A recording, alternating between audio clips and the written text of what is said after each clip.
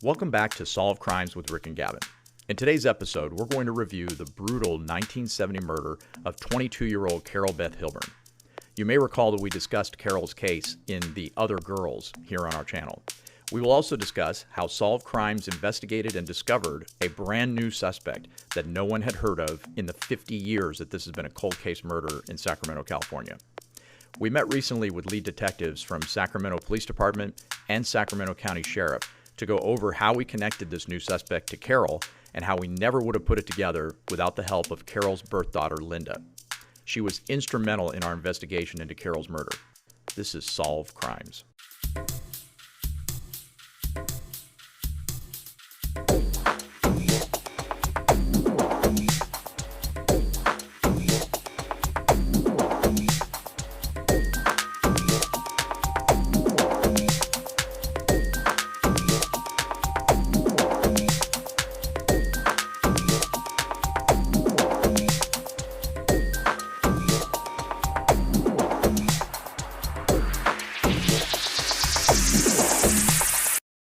Carol Beth Hilburn was 22 years old in November of 1970. She had a fairly turbulent life until that point. Married twice, the first one being annulled, and the second marriage looking like it was also ending. She was separated from her husband for about 3 months at the time. Carol had also put a baby, a daughter, up for adoption in January of 1968, with the help from the doctor who delivered her. 22 years later, that baby, Linda Pinocchi, would seek out her birth parents and unfortunately discover that her birth mother had been brutally murdered before she would even reach the age of 2 years old. Carol had lived in Sacramento in 1969 with a roommate, Jan, who you'll meet later in this episode. Carol was going to school to become an x-ray technician during the day and working as a cocktail waitress at Lloyd Hickey's 40 Grand Club on Del Paso Boulevard in North Sacramento at night. Carol had been having some trouble with drugs, speed to be exact, and she wasn't enjoying x-ray technician school.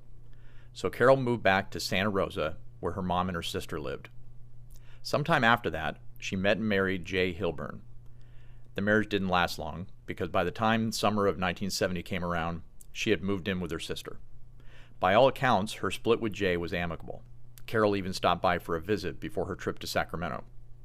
Jay would later tell police that Carol was hanging around biker types. On Friday, November 13, 1970, Carol and her friend Deanne left Santa Rosa to spend the weekend in Sacramento, where Carol was planning to visit former coworkers and a guy that she liked at the 40 Grand Club. Carol had called her former roommate Jan and told her that she was going to stay with her Saturday evening. Unfortunately, Carol wouldn't live to see Saturday night. Carol was last seen alive in the early morning hours of Saturday, November 14th. One account has her getting into a vehicle with 2 men and another woman around 5 a.m. By late morning, fishermen had found Carol's nude and battered body in a field in nearby Rio Linda, roughly 6.5 miles from the 40 Grand Club. The 2 men seen leaving with Carol were identified, interviewed, and apparently cleared of having anything to do with her murder. They are both now deceased. So Gavin, there wasn't a lot of evidence found at the scene where Carol's body was found, and it was pretty clear right away that that was not where she was murdered, right? So, yeah. But the preliminary coroner's report did give us a lot of information as far as what had happened to her, right? Yeah, this report is very brief, but it's chock full of information. And one of the things that supports the whole idea that she wasn't murdered where she was found, one, were the drag marks on her. Mm-hmm. And 2, she was covered in like a yellow fuzz, like she had been, I don't know, draped or wrapped up in a blanket or a carpet or a towel or something.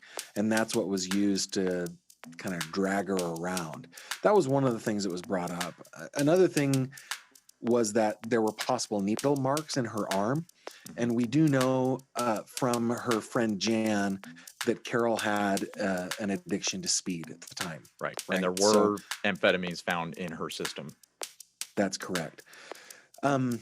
Another thing that was found on her was she was cut across her neck, but it was a superficial cut. So it's been reported online that cut was there over the years. And it makes you kind of think that that's how she was killed, right? It does. It does. But in the report, it talks about it being a superficial cut, not what killed her. What killed her was the brutal beating that she sustained on her face and head. It talks in great detail about the lacerations around both eyes, her nose, her mouth, her chin, in between her mouth and chin, and then on her left eye, there was a deep wound. It's described as 2 inches by 2 inches by 2 inches. It is a deep and large and gaping wound, and it's specifically by an axe or hatchet-like instrument. This was a brutal. I mean, all deaths are brutal, but this was not a quick thing. No, she was beaten. I think she was tortured. I Right. think that it took a long time. It almost makes me feel like either the suspect or suspects enjoyed doing that to women or was trying to get something out of her. That's what I Right. think. Yeah, and that kind of plays into some of our theories that we'll talk about in a little bit. Right. Now, one of the things that I did want to bring up, Rick, is that a lot of people connect Carol Beth Hilburn's death to the Zodiac killer deaths at the time. Northern California was rife with the Zodiac activity at this time. And the things that kind of connect Carol Beth Hilburn to those other crimes, she was described as a nurse's assistant. And I think that connected her to Donna Lass up in Tahoe, which I'm not sure that is a Zodiac death either. But And there was that proximity, connection. geographical and timeline too. That's correct. Yeah. But I think from this report, I think I'm solidly in the camp that Carol Beth Hilburn was not murdered by the Zodiac killer. Right. Well, even the Zodiac websites, I think all of those, pretty much say the same thing. I mean, they investigated it thoroughly because they wanted to be sure, but they all pretty much came to that same conclusion that we did. Yeah. So this death of Miss Hilburn is something I think local to Sacramento, local to the club that she was hanging out at, and local to the people that she was associating with.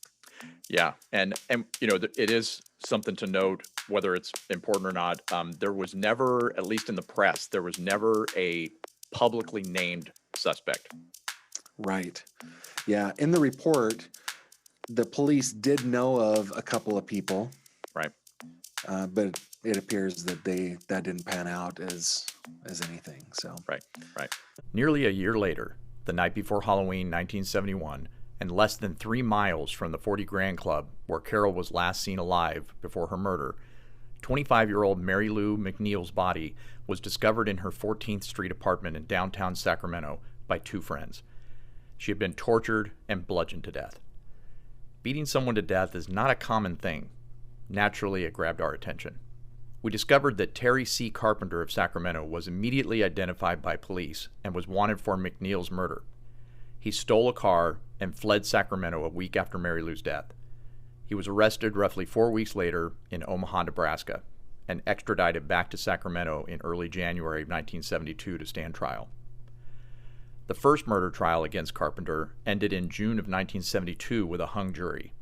A new trial was set, and Carpenter was ultimately convicted by the second jury for voluntary manslaughter. When we found out after doing a little bit of research and digging a little deeper that the Mary Lou McNeil case actually kind of opened up into some other things, we found a bunch of connections and interesting facts that led to her death. Yeah, we sure did. In fact, the reason that we found Mrs. McNeil in the first place was that she was so similar physically to the other victims that we have in California. But there were some striking dissimilarities that actually led us to connect it to Carol Beth Hilburn. So yes, Mary Lou McNeil was a widow of a former Hells Angels officer. Right. He had been in a bad motorcycle accident, was paralyzed from the neck down, and then ultimately died of a drug overdose. But in Sacramento, when you think amphetamines and you think bikers, you think Hells Angels, right? And the 40 Grand Club, 1970, yeah. In the 70s, yeah. And the 40 Grand Club was the epicenter of that in Sacramento. Right. And that's, when we first, like you said, Mary Lou was similar. She kind of fit the mold of these other murders that we've been investigating. Started out with the Judy Hockery case. Right. So when we got on the phone, that was my original angle. It wasn't specifically about Carol, but while we were on the it phone, actually started. Holy crap! Look at this death, Gavin. It looks yeah, just hey, I like found Judy another Hockery. one. That was kind of the phone call. But then as we were on the call and I was doing some research with, basically publicly posted news clippings, that kind of thing, we slowly started to see that it was more similar to Carol's situation. Her address where she was murdered, it was in her own apartment, was 2.7 miles away from the 40 Grand Club. Right. Super close. So then when it opened up and all this other stuff, the manner of her death was very similar as well. Yes, that's what clued me in when I found out there was, it sounded like when I called you, hey, I found another one. Yeah. But then we dug deeper. So this guy, Terry Carpenter, such a character, like with a long and glorious history of petty and violent crime. Yeah. He says that he went to talk to Mary Lou McNeil over her drug addiction problem. Right. When he left, when he left, she was fine, but he needed to steal a car and run to Nebraska. Yeah. Right. Yeah, exactly. Yeah, I mean, he's one of those guys. I mean, we've talked about this for a while now. The range of run-ins with the law were just so bizarre. I mean, just a few years before Carol was killed, and then later Mary Lou, I think it was 65, 66, somewhere around there. He had, within a month's time, had burglarized a place in Rio Linda, by the way, right near where Carol was found. And then another one where he and a friend of his stole a car from the Bay Area, drove it up here, and then set it on fire. And then a couple of weeks later, and I don't know, this kind of puts you to this guy's mindset and maybe his intelligence level. He was arrested for interfering, this is what they said, interfering with a funeral procession of a fallen police officer. Not just any funeral. So guy just, I don't know about the brains on this guy, but yeah. But he was just, the guy had a life of just making very bad decisions. When we interviewed Carol's former roommate, Jan, she told us about how Carol had planned to come up to Sacramento that Friday, November 13th, to see a guy that she had a crush on. When we asked her for his name, she said that she only knew him by his nickname, Playboy Johnny. Of course, that was his name. It did take a bit, but we found Playboy Johnny. His real name was Hubert John Flannery Jr., and he had been in trouble with the law virtually his entire life. He was known to associate with the Hells Angels. He was a biker and had even been arrested at his own wife's funeral for writing a bad check for a motorcycle. And he hung out at the 40 Grand Club, where Carol probably got hooked on speed. We also discovered that in 1977, Flannery's body was found in a shallow grave alongside Folsom Lake, just outside of Sacramento. He had 2 bullets in the back of his head. He was wearing a Mickey Mouse t-shirt. The police identified 2 men and a woman responsible for Flannery's murder, and when they went to make an arrest at an apartment in Sacramento, they found baggies of speed being packaged for sale all over the place. And when we did the extra research with the Mary Lou McNeil case and Terry Carpenter, it really wasn't a stretch for us to kind of come up and connect the dots with some of these things with Carol's case. Yeah, it's not a stretch at all. Right. I kind of feel like Terry Carpenter was kind of an enforcer within the Hells Angels organization, or at the very least, a wannabe enforcer. Exactly. That was the other thing, yeah. I think that Mary Lou McNeil, kind of as a widow of a Hells Angel officer, herself a drug addict, she probably knew something that she wasn't supposed to know, and Terry took care of that on behalf of the club. That's what I think. Yeah, and I, maybe I'm going a little too far, but I don't think it's that big of a stretch. I was thinking that, considering that she was a widow of a Hells Angels officer, and she was 25 years old, had 2 small kids, I thought that she might be prime target for the DA's office to try to get her to be an informant. I mean, at that time, they were public enemy number 1, right? So, Oh yeah, the 70s in Northern California, the Hells right. Angels, man, law enforcement was working hard to take this club down. They So had that was my so first much thought, power. was that if the DA's office was looking for an informant, who better? She could at least give them names and things. And then I remember distinctly saying this to you on the phone, and I said, what would the Hells Angels do if they found out she was talking to the DA's office? And what did you say? Oh yeah, it was just like they'd get rid of her. She'd They'd be have her dead. killed. Right. Yeah, That's just right. like that. Yep. Yeah. So that was yeah.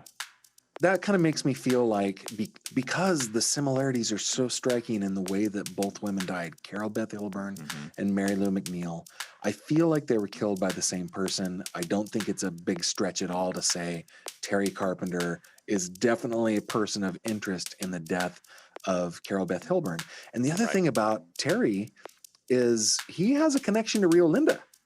Yes, I remember distinctly that when the first time I went to the scene where her body was found, and amazingly enough, 50 years later, it's still a field. When I pulled across the street from it, I remember calling you and I said, I'm telling you, Gavin, whoever did this knew Rio Linda. It was not, even today, the path, because I took the path from the 40 Grand Club to the field in Rio Linda. There are, I'm not kidding, even now, dozens of fields where someone, if they were trying to get rid of a body, would have pulled over and gotten rid of it, no problem. To get back to where Carol's body was found, you had to know the area. Yeah, and for people who don't know the kind of Sacramento area, Rio Linda is still very rural. It kind of feels like Sacramento in the greater Sacramento area in 1970, even today in 2020. I think the only difference between that scene where Carol was found, that field then and now, is there's a fence now, and there probably wasn't then. Yes. Maybe the trees are a little bigger, but that's the about fence it. wasn't there because what we were told is that fishermen had found her body, because that area of that field is where fishermen would park their cars, and then they would walk a little ways to the dry creek where apparently there was a lot of fishing going on. So yeah, the fence was not there. It's all barbed wire fence now. Yeah. Well, I mean, you asked the question, is it a stretch to connect these two murders? No, it is not a stretch. And I'm really hopeful that law enforcement will take these seriously and will use the tools that they have to I don't know, to see if those dots actually do connect. Well, that's what was so satisfying about that meeting that we had with the Sacramento Police Department and the Sacramento County Sheriff's Department. It was satisfying knowing that we had done enough research to present them with something that was new in a 50-year-old case. I mean, that was very satisfying. Whether it pans out or not, that's a whole different thing. But it was great that our viewers ultimately on this YouTube channel that we have, after 50 years, we came up with something, all of us collectively came up with something new. Led to a person of interest that nobody had ever thought of before. And yeah, the fact that they didn't know about him, and I kind of have to be empathetic or sympathetic to the officers that are investigating these cold cases, because this is a 50-year-old case, and many things have been lost, including lives. A lot of these people that are involved with this are dead. Are long gone. So it's a hard job what these cold case investigators have to do, and hopefully we've given them something new that they can track down. Yep. Carol's birth daughter, Linda, you met her in episode 11 when we interviewed her, helped us set an appointment with the lead detective at Sacramento Police Headquarters on Friday, November 13th, 2020, 50 years to the day that Carol arrived in Sacramento for a visit, her last visit. Also in that meeting was the lead cold case detective for the Sacramento County Sheriff. The two agencies have worked together on Carol's case from the very beginning, since her body was found right on the border of Sacramento city limits and county land. We presented our thoughts on Terry Carpenter to the detectives, giving them all the details that we had gathered. They confirmed that Carpenter has never been on a suspects list, mostly because the case of Mary Lou McNeil was never a cold case. Carpenter had been identified almost immediately. So the nature of McNeil's murder wasn't something that was talked about 50 years after the fact. The connection between the way Mary Lou and Carol were murdered were never made. We spoke to Linda outside of Sacramento Police Headquarters right after the meeting. After speaking with the cold case detectives for Sacramento PD and Sacramento Sheriff's Department, did you come away with feeling that you got what you were looking for, even if you couldn't comprehend what you were looking for?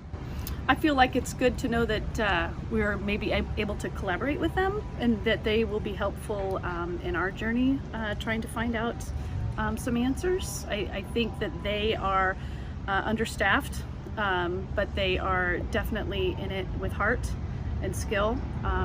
I believe that Detective Neeland is amazing and capable, and a force to be reckoned with. So I'm sure hoping that she is able to find the time to help. Did you come away with the sense that they are taking the case and you seriously? I do. I feel respected, I feel acknowledged, and I feel valued by both of them. I think they both commented and leaned into that that idea that they do value the families and the families of the victims. Absolutely. And do you feel they explained the case as best they could without giving up information that they can't give up? I believe they did that and more. I think that they were clearly honest with us, and they were they showed a focus to take the leads that they already have, and that that they shared that with us was clearly just as honest as they could be. How are you feeling right now, based on after the meeting?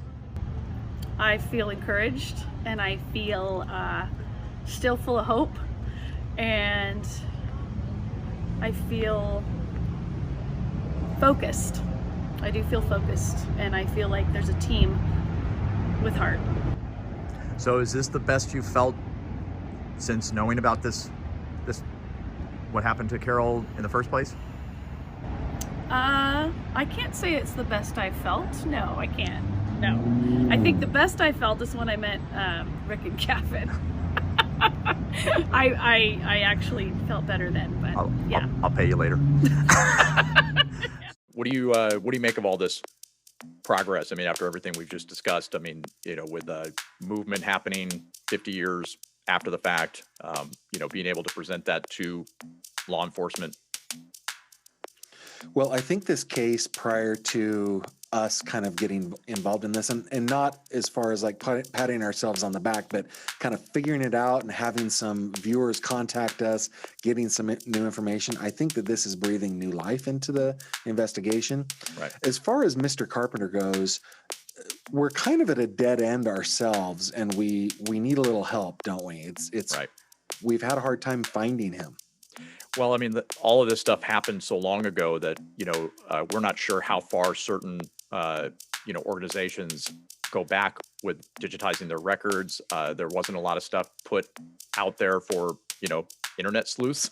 So yeah, right. We've exhausted a lot of our, we thought we came close a couple of times, just in the last few days, actually. But we have not specifically identified, Terry C. Carpenter. And yes, we've searched Terrence C. Carpenter, Terrence Craig, because we do know his middle name is Craig. So we've done all kinds of searches in, federal prisons, California State Prison. But then again, this was 50 years ago. I mean, he could have actually done his time already and been out for the last 30 years. The federal inmate search is only digitized back to 1982. Oh, okay. So I couldn't find him anywhere in there. We searched the California inmate system. We couldn't find him anywhere in there. I don't know how far back those records are digitized to. Yeah, 1982 is tough because he was convicted, I think, in 72.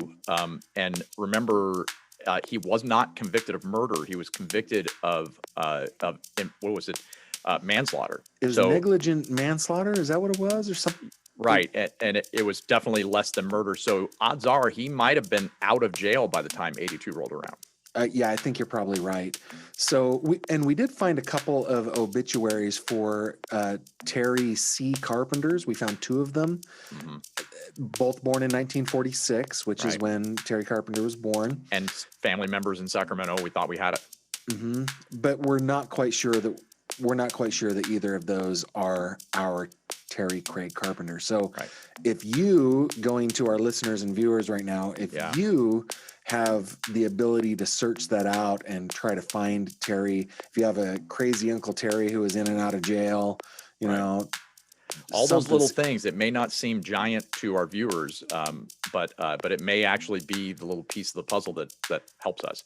So yeah, comment below on YouTube, or if you're listening on the podcast, head to our website, solvecrimeswithrickandgavin.com. There's a form that you can fill out. We call it our clue tip form. Yep. Give us as much information as you can, and we'll chase it down, and we'll hand it over to the authorities. I mean, we've gotten this far with tips, right, from viewers. Mm-hmm. So this is really, let's keep this thing going and help law enforcement. Anything that we get and gather that we find interesting or potentially helpful to law enforcement, we're going to turn it over to them. Right.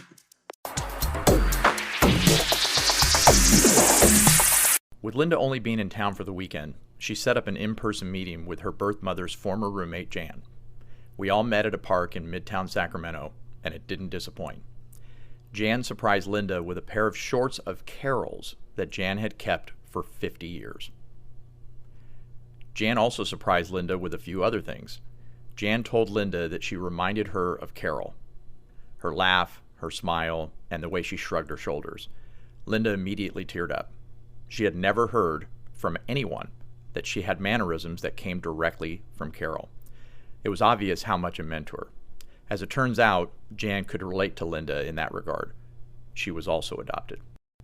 I lived with Carol in about 1969, something like that. I was about 20, she was 21. We lived at 24th and O Street in a 2-bedroom furnished apartment for which we paid $110. It's been a long time. So, Carol was, when she came up to Sacramento that weekend for visiting, she was supposed to visit with you at some point that weekend? Yeah, she called me, I believe she called me on a Friday and said that she was either here or she was coming here. And she wanted to come and stay the night with me, and I thought it was Saturday night that she wanted to stay. And I said, okay, well, when you get settled, call me and let me know where you are and I'll come and pick you up. Okay, that was the deal, but I never heard from her. That was before cell phones. Yes, well before. So how was it you found out? I saw it in the newspaper. I saw that a young woman had been killed and dumped in Rio Linda, but she was unidentified, and I had no idea that was Carol. It didn't even cross my mind. The composite sketch was nothing like what Carol looked like. And then a day or two later, they ran a picture stating that this murder victim had been identified, and that's how I learned that it was Carol. So it took 4 or 5 days before you knew? More like 2 or 3. And so fast forward to this year, and how did you get involved in all this and get in touch with the family? Well, actually, it started with something I saw on Dateline, and there was a genetic detective, Cece Moore, and she was doing all this genetic work and finding criminals in cold cases, and I contacted her, and she encouraged me to call the Sacramento Police Department and speak with them, which I did. So that's how that happened. And then shortly thereafter, you got Several months later, I got an email from whomever I had contacted in the police department, and they said that they had been contacted by Carol's daughter, Linda, and here was Linda's contact information, and she would like me to call her, so I did. Now, did you know Linda existed? Yes, I did. Carol told me that she had given birth prior to moving to Sacramento and given that child up for adoption, so I was aware of that. So how was that? How did that phone call go when you spoke with Linda? Linda was at work and she was so excited. It was great. It was great meeting her on the phone. That's great. So for you personally, how does this feel with all the movement in the case and everything, all this stuff happening? I'm excited and very, very hopeful. I hope that we can come to some kind of conclusion on this, because it's just been too long, and for Carol's sake, I would like to see it finished. And just briefly give me your take on who Carol was as a person. Carol was a sweetheart. She was very pretty, slender, tall, and a lot of fun. She loved everybody, and she just always had a smile on her face and a twinkle in her eye. And she loved to dance. She just was a wonderful, easy person to be with. And we've been sitting here for a little bit talking with Linda, and you noticed that Linda has some mannerisms of Carol's? Yes, the shoulder shrug, and when she smiles without her teeth, she looks like Carol a lot. I know I was kind of taken aback by that. That's amazing. So what would it mean for you personally to have this case solved? Well, maybe I can stop fussing about it and just let it be part of the past. I mean, would you see it as, justice for Carol too? Yes, obviously, yeah. We just like it to be concluded. I'd like to know the end of the story. Next time on Who Killed Carol, we'll go with Linda for her very first time to the site where her birth mother Carol's body was found. It was 50 years to the day that Carol was brutally murdered and dumped there. We get Linda's reaction and talk to her afterwards about how it felt to be there after all these years. Emotions were high all around that day. Thanks for listening to the Solve Crimes with Rick and Gavin podcast. Please subscribe to stay up to date with the cases we feature. Don't forget to subscribe to our YouTube channel, Solve Crimes with Rick and Gavin, for more details and visuals that we can't provide here. We're also on Facebook and Instagram. If you have information on this or any of the cases that we feature, or if you'd like to join the discussion in our case forums, please visit solvecrimeswithrickandgavin.com.